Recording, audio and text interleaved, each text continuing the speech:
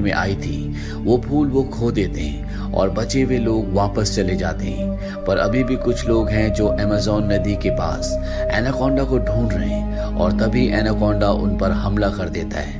पर ये किसी तरह से उस एनाकोंडा को बेहोश करने में कामयाब हो जाते हैं और इसके बाद उसी एनाकोंडा को एक लैब में ले जाया जाता है जिसकी फंडिंग जेडी मर्डॉक नाम का एक बहुत बड़ा इंडस्ट्रियल करता है। दरअसल उसे कैंसर की बीमारी है और वो किसी भी तरह से ऐसी दवा बनाना चाहता है जिससे वो हमेशा के लिए ठीक हो जाए। लैब का प्रोफेसर उन्हें बताता है कि ब्लड ऑर्किड फ्लावर से जो हमने मेडिकेशन बनाया है वो इंसानों पर और जानवरों पर जहर की तरह काम कर रहा है, जबकि वो एनाकोंडा पर पूरी तरह से असरदार है। दरअसल पिछली कहानी के अंत में जो ऑर्किड फ्लावर्स बैग के अंदर थे और मिट्टी के नीचे दब गए थे वो फ्लावर्स इन्होंने हासिल कर लिए होते हैं और उससे अब ये दवा बना चुके हैं जो सिर्फ और सिर्फ एनाकोंडा पर असर कर रही है। अब इस पूरे प्रोजेक्ट की head doctor Amanda JD Murdoch के पास आती है और उसे बताती है कि हम मेल और फीमेल एनाकोंडा पर दवा इस्तेमाल कर रहे हैं और दवा के इस्तेमाल करने के बाद उनका साइज और ताकत बहुत ज्यादा बढ़ गई है, इसीलिए उन्हें इस लैब में रखना पूरी तरह से सुरक्षित नहीं है।